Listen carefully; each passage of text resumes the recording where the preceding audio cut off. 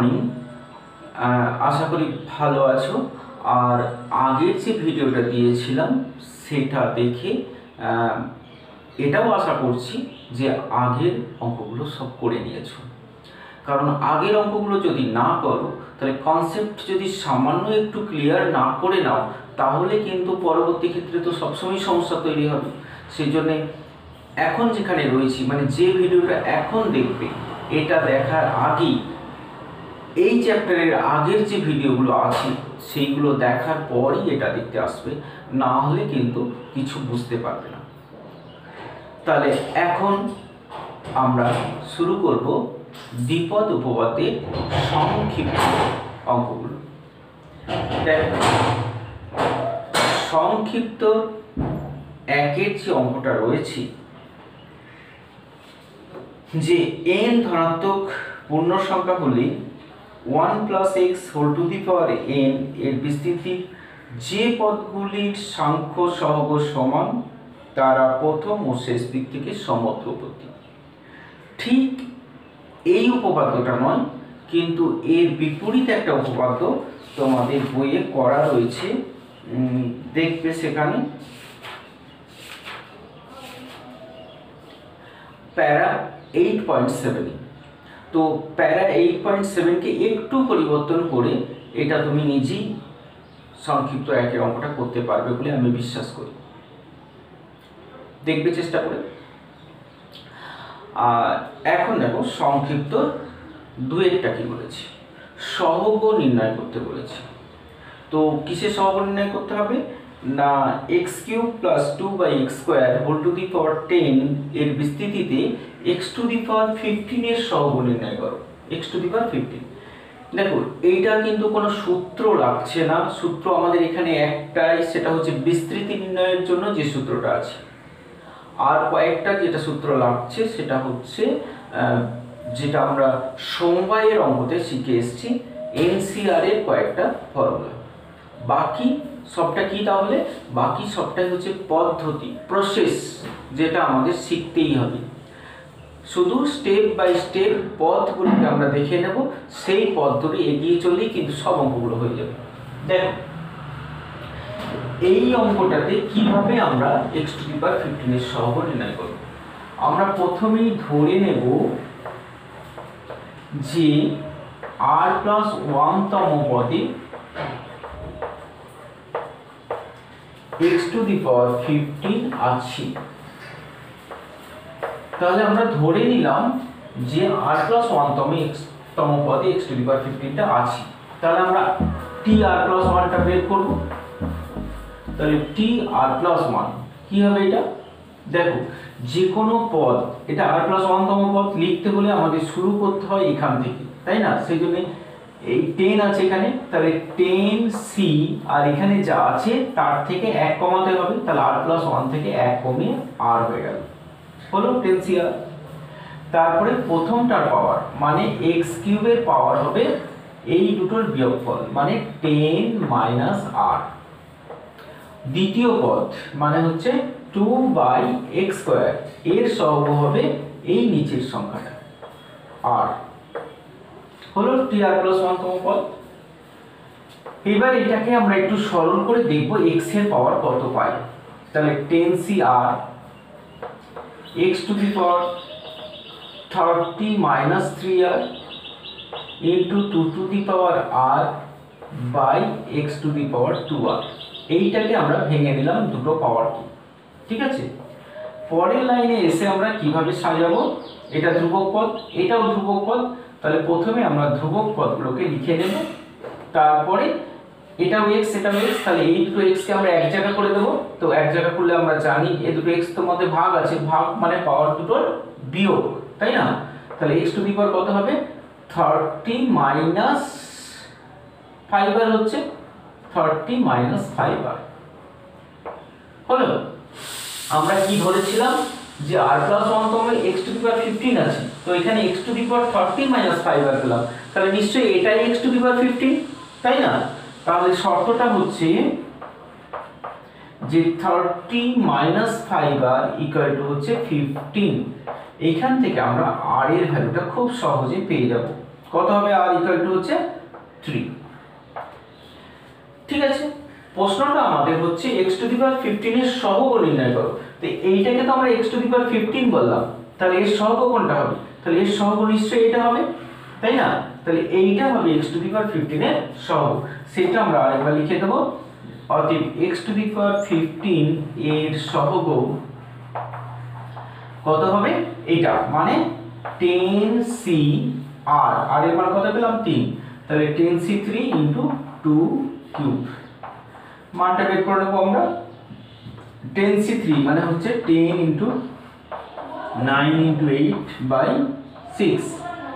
নিশ্চয়ই এটা তোমরা বের করে নিতে পারবে। 10c3 এর মান 10 ফ্যাক্টোরিয়াল বাই 7 ফ্যাক্টোরিয়াল * 3 ফ্যাক্টোরিয়াল, তার মানে হচ্ছে 3 আর 4 মানে 120। 120 * 8,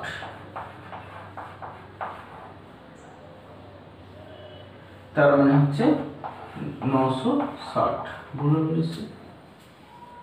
তাহলে 2 এর 1-এরটা আমরা যে পদ্ধতি শিখলাম, যে পদ্ধতিটা জানলাম, ঠিক সেই পদ্ধতিতে এগিয়ে গিয়ে আমরা করতে পারবো 2 এর 2, 3, 4, 5 পর্যন্ত করতে পারবো।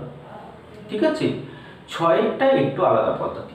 দেখো 2 এর 2-এরটা বলেছে x টু দি পাওয়ার 11, তাহলে আমরা -11 আছে, তাহলে আমরা ওই একই ভাবে ধরে নেব যে r+1 তম পদে x টু দি পাওয়ার -11 আছে, তারপরে r+1 তম পদে x এর পাওয়ার যেটা বেরোবে সেটা ইকুয়াল টু -11 করে আর এর মান বার করে যেভাবে একদম 2 এর 1-একটা করেছি সেভাবেই করব। 3-এরটাও তাই। দেখো 1/x² এর সহগ বলেছি, তার মানে আমরা বুঝে নেব x টু দি পাওয়ার -2 এর সহগ চেয়েছি, তাই না? তার মানে 8 তম পদে x যেটা বেরোবে, x এর পাওয়ার যেটা হবে সেটা সমান -2 করব। 4-এরটাতে এসে একটু সাবধান হবে, কারণ এখানে বলেছে y two the power 2r + 1 এর সহগ কত। তো এইখানে যদি আমরা r+1 ধরে নিই, তাহলে y এর পাওয়ার 2r + 1 আছে, আর আমরা r+1 যদি ধরে নিই, দুটো r এর মধ্যে হয়তো কিছু একটা যোগ বিয়োগ হয়ে তোমাকে ভুল জায়গায় পৌঁছে দেবে। সেই জন্য যেহেতু y এর পাওয়ারের 2r + 1 আছে, সেই জন্য 2 এর 4-এরটাতে কিন্তু r+1 তম পদ ধরবে না, এইটাকে ধরে নেবে p+1 তম পদ বা এমন অন্য কোনো সংখ্যা, যাতে করে r মানে যে সংখ্যাগুলো ওখানে আছে সেটা ধরা যায় না, আমরা আগে থেকেই জানি। তাহলে ধরে নেব p+1 তম পদে y two the power 2r + 1 আছে, দিয়ে আমরা p এর মানটা বার করব, তাহলেই হয়ে যাবে। আর দেখো 2 এর 5-এরটা একটু পরিবর্তন আমাদের করে নিতে হবে, কারণ এইগুলোতে সবই দ্বিপদ ছিল, আর এখানে বাইরে আরেকটা পদকে গুণ করে দিয়েছি, x to the power 10 * x - 2 whole to the power 10। তো এটা দ্বিপদ আপাতত নেই, তাই না? তো বাইরে আরেকটা পদ গুণ করে দিয়েছে, কিন্তু যেহেতু পাওয়ার দুটো একই রেখেছি, আছে, তাহলে এটাকে আমরা দ্বিপদ হিসেবে লিখতে পারবো এইভাবে, হোল টু দি পাওয়ার 10। তাহলে x² - 2x whole to the power 10 লিখতে পারি, তাহলে দ্বিপদে চলে এলাম। এরপর আমাদের যে প্রশ্নটা আছে x টু দি পাওয়ার 16 এর সহগ বের করতে নিশ্চয়ই আর কোনো অসুবিধা হবে না। আমরা যেভাবে করলাম 1-এরটা মানে 15-1-এরটা সেইভাবেই আমরা লিখব যে r+1 তম পদে x টু দি পাওয়ার 16 আছে, তো যা একইভাবে করব। ঠিক আছে, কিন্তু 2 এর 6-এরটাতে আমাদের পুরো পদ্ধতিটাকেই চেঞ্জ করে দিতে হবে। তাহলে তোমরা কিন্তু 2 এর 6-এরটা আলাদা করে মার্ক করে রাখবে, যাতে করে 2 এর বাকিগুলো সব যে পদ্ধতিতে হচ্ছে, 2 এর 6 কিন্তু আমাদের আলাদা আরেকটা পদ্ধতি শিখতে হবে।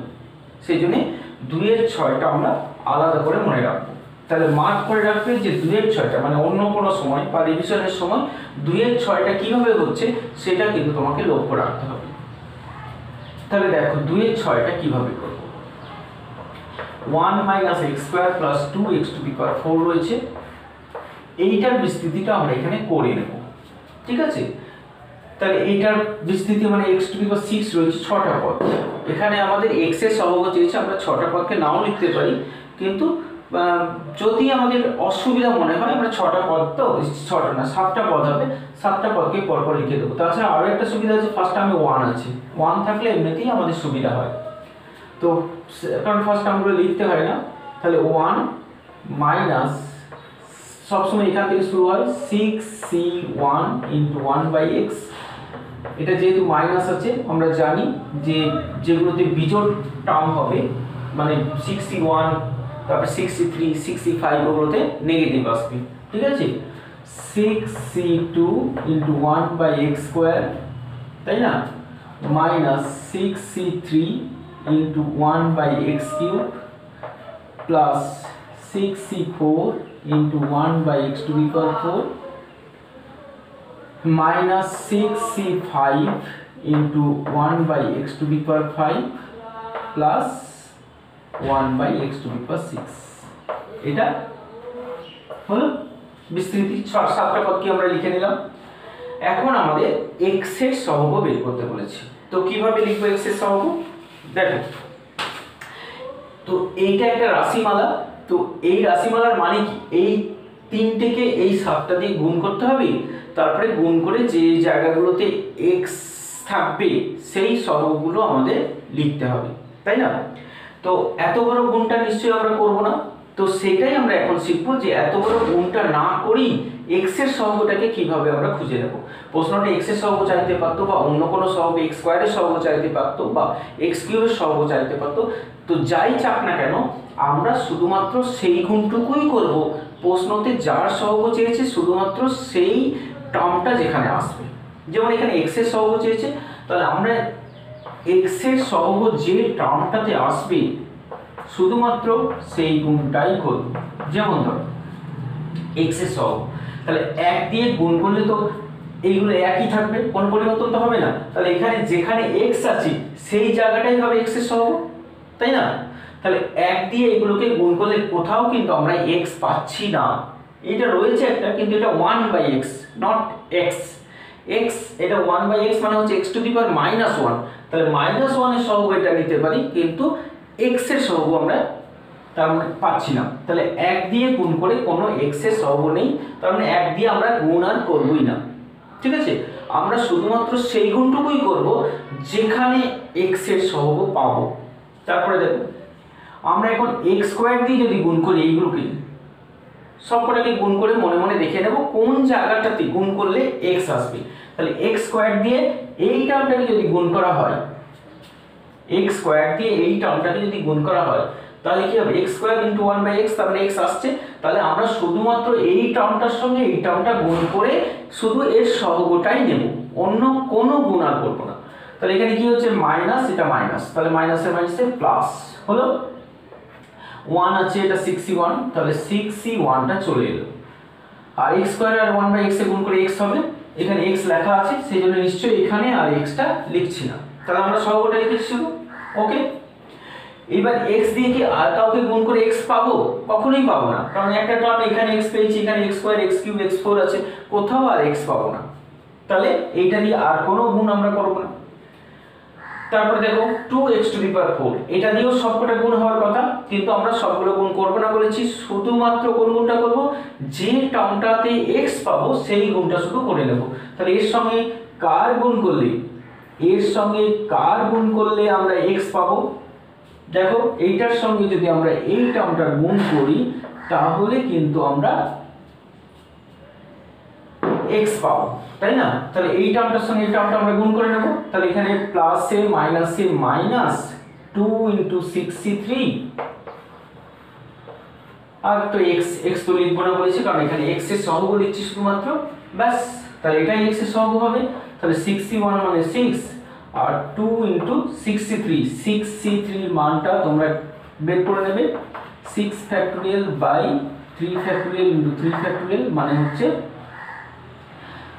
654/6, তার মানে 20, তার মানে হচ্ছে -34 হলো। বুঝেছো নিশ্চয়ই?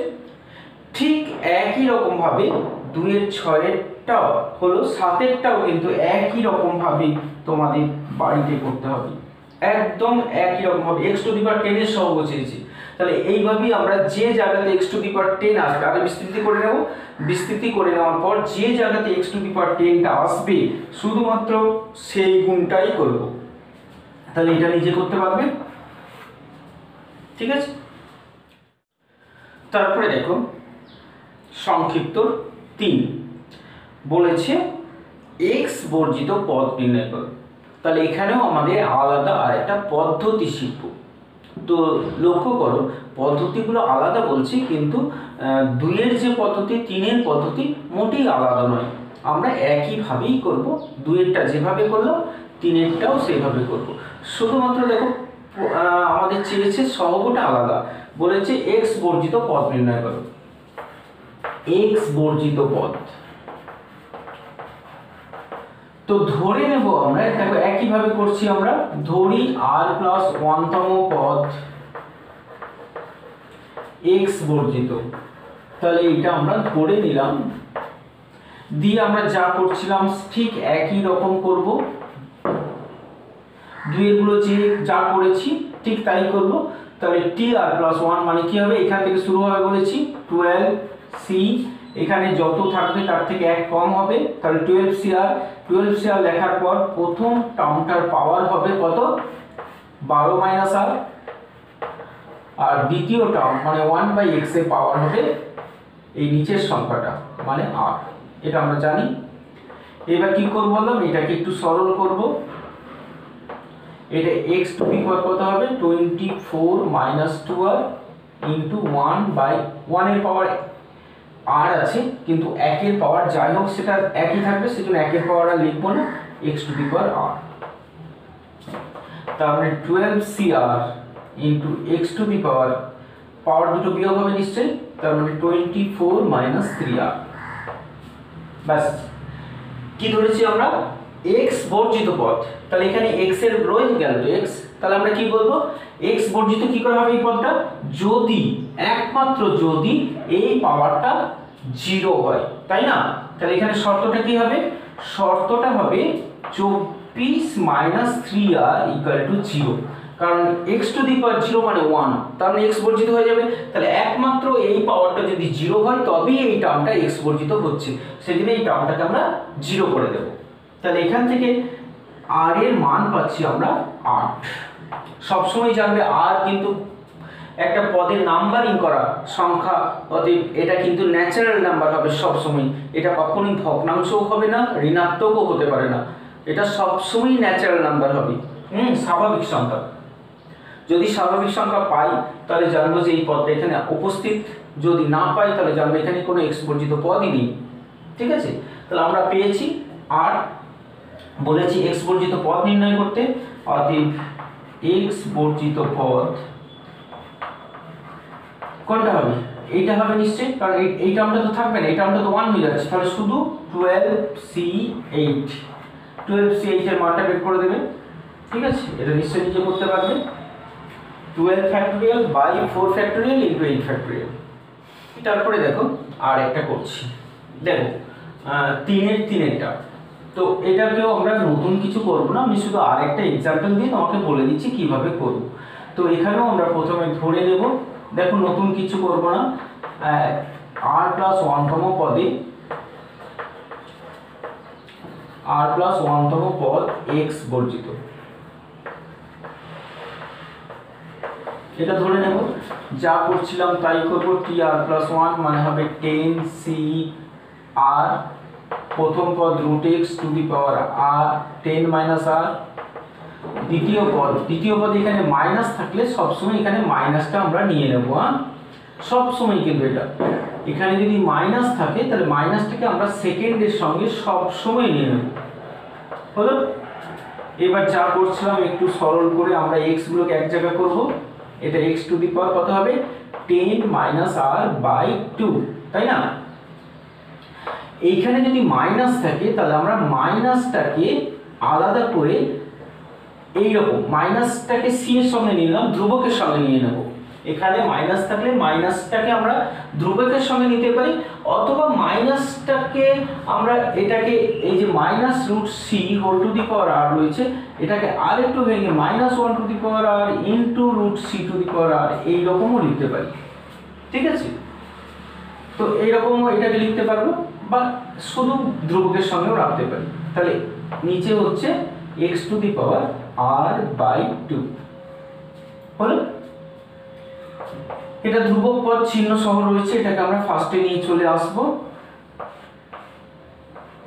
Into 10cr into x to the power কত হচ্ছে তাহলে এটা r/2, এখানে একটা r/2 আসছে, তার মানে হচ্ছে 10 - 2r/2।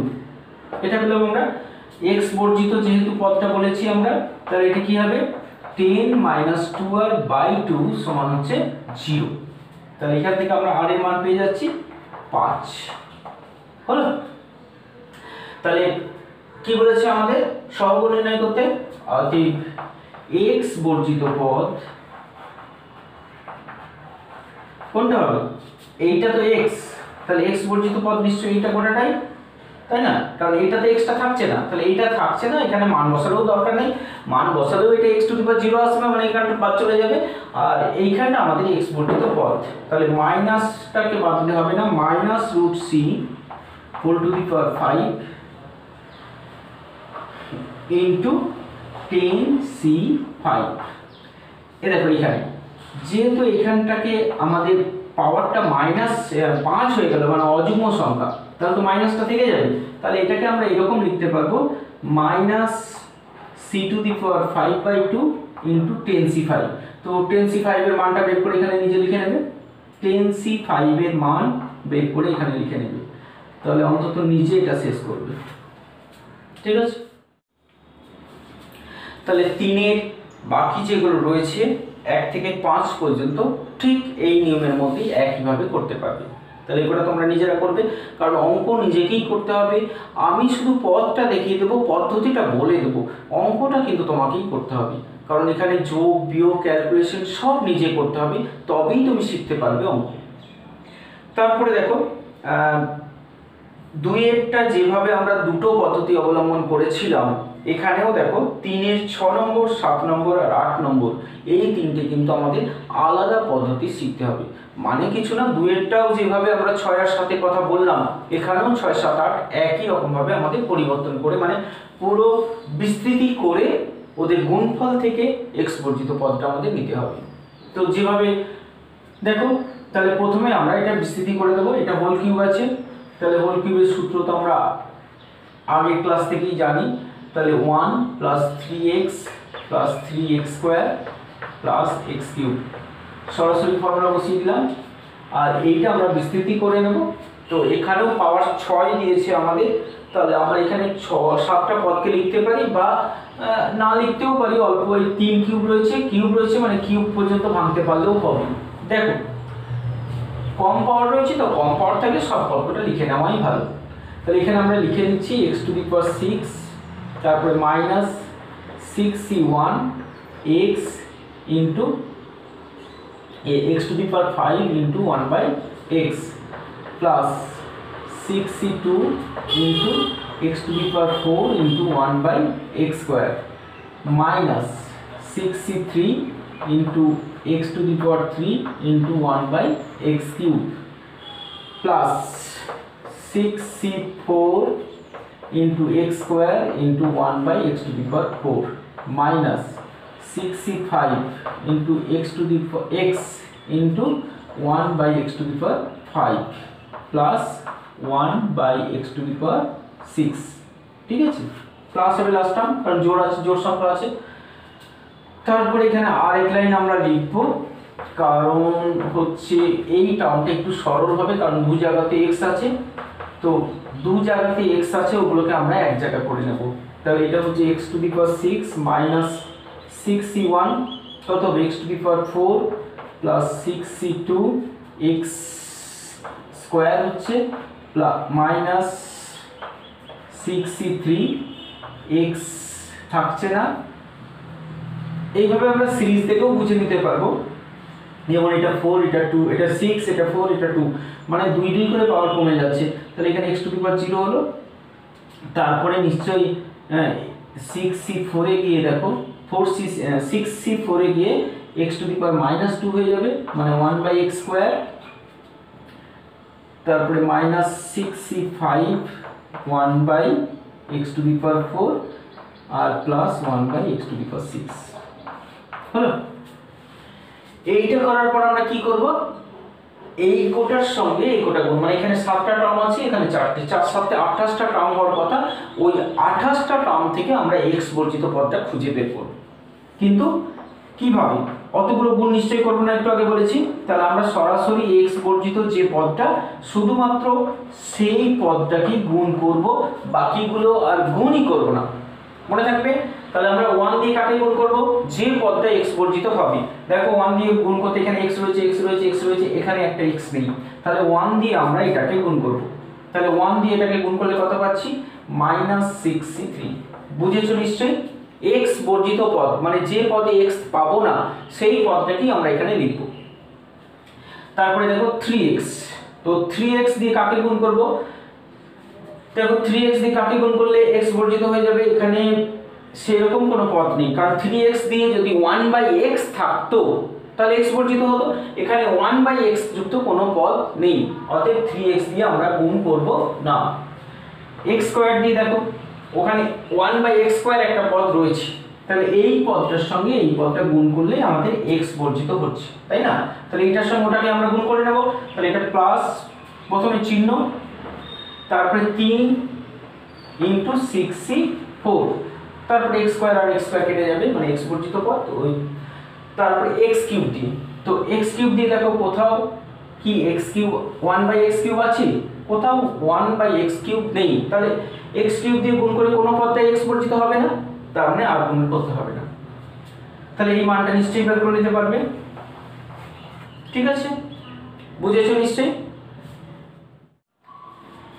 তাহলে আমরা 3-এর 6-এরটা যেভাবে করলাম ঠিক একইভাবে আমরা 3-এর 7-এরটা করতে পারবো। 3-এর 8-এরটা কিন্তু একটু আলাদা। 3-এর 8-এরটা তোমরা করবে এক্সাম্পল দেখে। দেখো এক্সাম্পল 13(1), এক্সাম্পল 13(1)-এ ঠিক এইরকমই একটা অঙ্ক করা আছে। ওই এক্সাম্পলটা যেভাবে করেছি, যে পদ্ধতি অবলম্বন করেছি, ঠিক সেইভাবে 3-এর 8-এর অঙ্কটা তোমরা নিজেরা করবে। ঠিক আছে, এখন দেখো 4-এর অঙ্কটা বলেছে x² যুক্ত কোনো পদ থাকবে কিনা। তো কি করে জানবো? দেখো আমরা সেই একইভাবেই করব। এর আগে 2-এর অঙ্কগুলোতে আমরা পাওয়ার দেখেছি, কোন পাওয়ারটা কোথায় রয়েছে আমরা বুঝতে পেরেছি। এখানেও আমরা সেইভাবেই অঙ্কটা শুরু করব। তার মানে প্রশ্নগুলো একটু একটু করে ঘুরিয়ে দিলেও আমরা কিন্তু সেই একই পদ্ধতিই করে যাচ্ছি, তাই নাকি? তাহলে এইটাই আমাদের মনে রাখতে হবে, প্রশ্ন একটু একটু করে পাল্টে দিচ্ছে, কিন্তু আমরা সেই একটা পদ্ধতিকেই একটু ঘুরিয়ে সেই পদ্ধতিটাকেই ব্যবহার করছি। তাহলে এখানেও দেখো বলেছে x² যুক্ত পদ আছে কিনা। তাহলে আমরা এখানে লিখব যদি x² যুক্ত পদ থাকে